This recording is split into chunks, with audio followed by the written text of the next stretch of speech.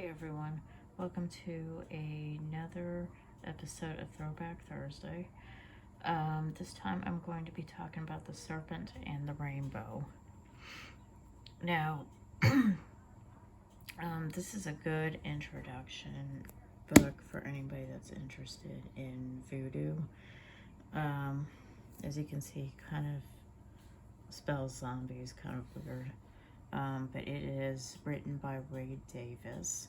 And if anybody doesn't know the story, basically he is sent over to Haiti by a pharmaceutical company to investigate the zombie phenomenon.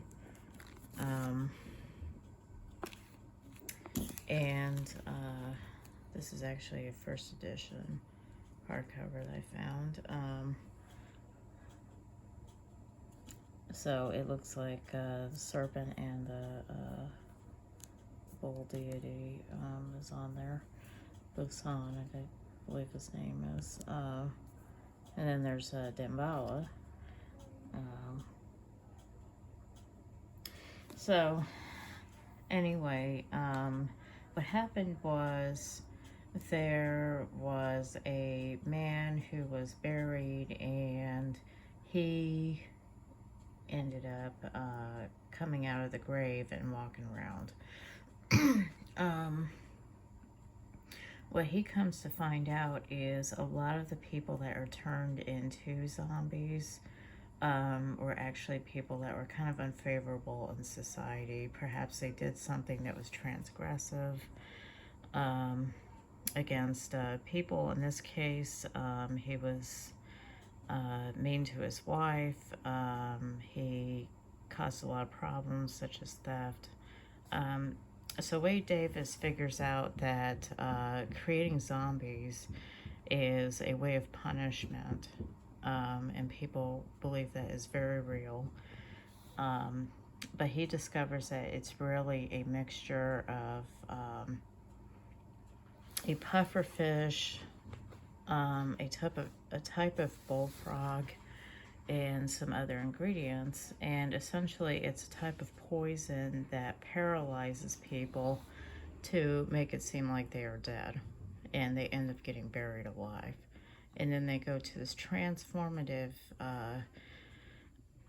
type of ordeal where they come out and they still think that they are dead. So it's a really interesting anthropology type of book. And like I said, it's a good intro to voodoo.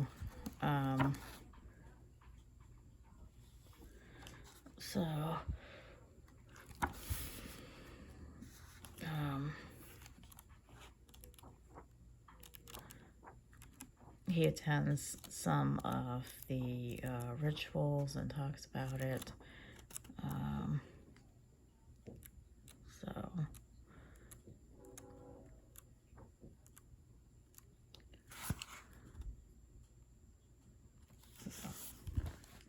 Anyway.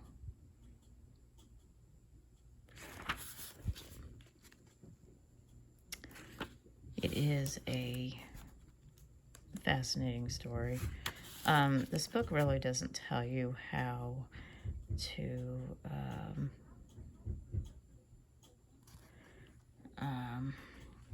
practice it per se. There are some books that are also good introductions that help you practice voodoo. But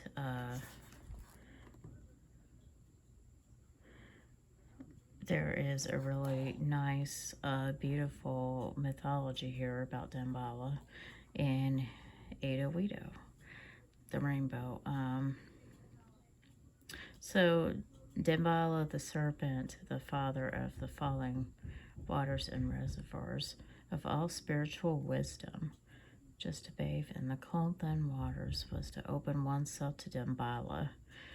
And already at the base of the waterfall, in the shadow of the rainbow, there were as many as 100 pilgrims, mounted by the spirit slithering across the wet rocks. So he talks about a type of possession where people are mounted like horses by the Loa. All Afro-Caribbean faiths have this type of thing in their rituals where they invite spirits into them. This isn't the same type of possession that Christianity talks about, essentially. This is a way for people to basically take on the characteristics of the gods,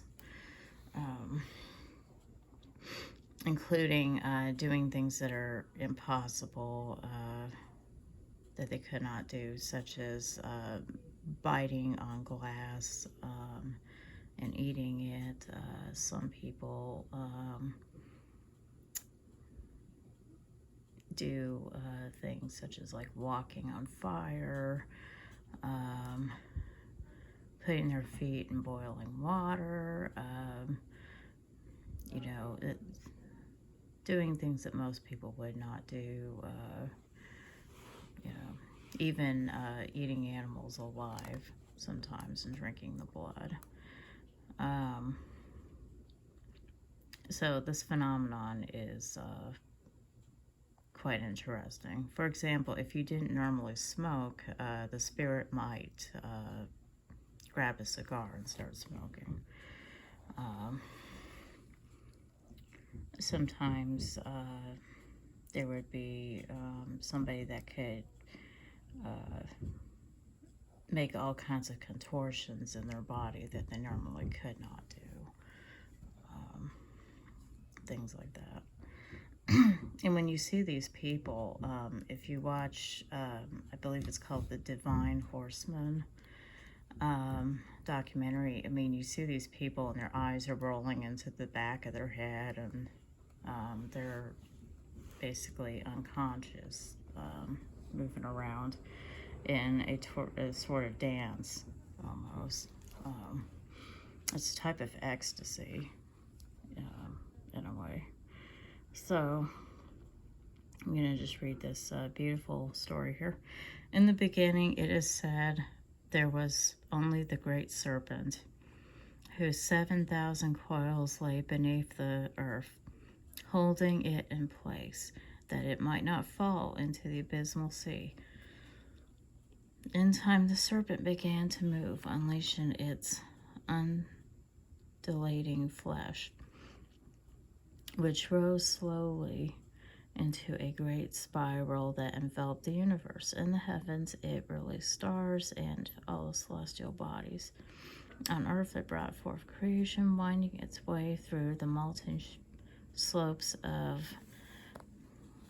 to carve rivers, which, like veins, became channels through which flowed the essence of all life. In the searing heat, it forged metals, and rising again into the sky, it cast lightning bolts to the earth that gave birth to the sacred stones. Then it lay along the path of the sun and partook of its nature. Within its layered skin, the serpent retained the spring of eternal life and form. From the zymph, it let go of the waters and filled the rivers upon which the people would nurse. As the water struck the earth, the rainbow arose, and the serpent took her as his wife. Their love intertwined them in a cosmic helix that arched across the heavens.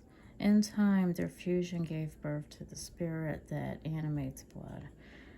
Women learned to filter this divine substance through their breasts to produce milk, just as men passed it through their testes to create semen.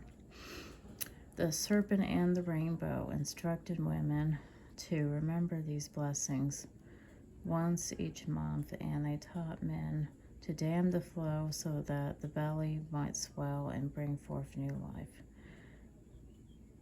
Then, as a final gift, they taught the people to partake in the blood as a sacrament, that they might become the spirit and embrace the wisdom of the serpent. So then he goes on to say, for the non-believer, there is something profoundly disturbing about spirit possession. Its power is raw, immediate, and undeniably real, devastating in a way to those of us who do not know our gods. To witness sane and even in every regard respectable individuals experiencing direct rapport from the divine fills one with either fear, which finds its natural outlet in disbelief, or deep envy. The psychologists who have attempted to understand possession from a scientific perspective have tended to fall into the former category, and perhaps because of this, they have come up with some bewildering conclusions, derived in part in quite unwarranted assumptions. For one, because the mystical frame of reference to the voodooist involves issues that cannot be approached. Their chemicals. And essentially, yeah, you can't disprove the phenomenon with science, is basically what he is saying. So, anyway, this may or may not interest you. But on top of that, Wes Craven released his film. It's a horror film that basically takes elements from the book, and he kind of takes the liberty of kind of recreating it in a way that is more horror-based. There are some characters that are the same. They're in here, but then he also added characters. So some of the real people that are in here ended up in the film as well, as characters. But he added in kind of the political turmoil that was going on in Haiti, and how the government in Haiti was corrupt and even using the concept of voodoo to terrorize people. So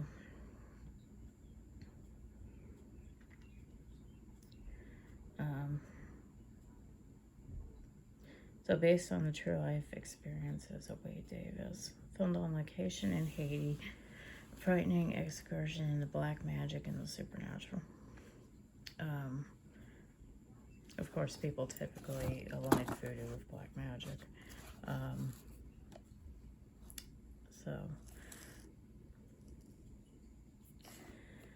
But if you have not seen this film, it's worth checking out. And it's worth checking out this book, too. It's still available. I believe you can get it on Amazon. You can get it wherever, pretty much. So, this concludes Throwback Thursday.